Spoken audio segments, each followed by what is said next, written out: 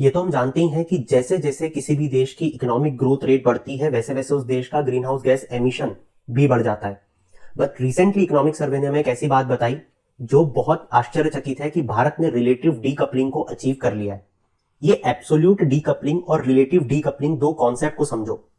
Absolute decoupling का मतलब होता है कि किसी देश की इकोनॉमिक ग्रोथ बढ़ रही हो मगर उस देश का ग्रीन हाउस गैस एमिशन का रेट कम हो रहा हो।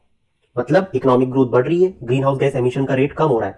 इकोनॉमिक ग्रोथ बढ़ रही है, ग्रीन हाउस गैस एमिशन का रेट कम हो रहा है।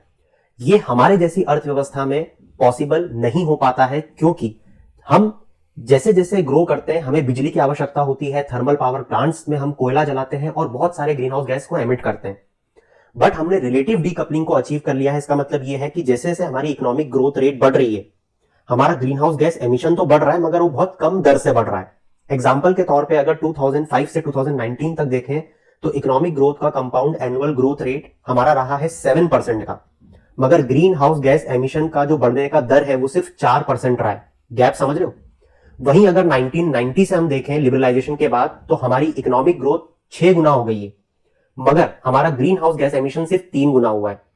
तो इससे हम ये दर्शा पा रहे हैं कि हमारा इकोनॉमिक ग्रोथ रेट जो है, जो दर है इकोनॉमी के बढ़ने का, वो बहुत ज्यादा है और ग्रीन हाउस गैस एमिशन बढ़ तो रही है मगर बहुत कम दर से बढ़ रही है, जिसे रिलेटिव डीकपलिंग कहते हैं। दोस्तों, आपको क्या लगता है कि हम एब्सोल्यूट डीकपलिंग किसी तरीके से अचीव कर सकते हैं? अगर हाँ तो चैट सेक्शन में जरूर बताना।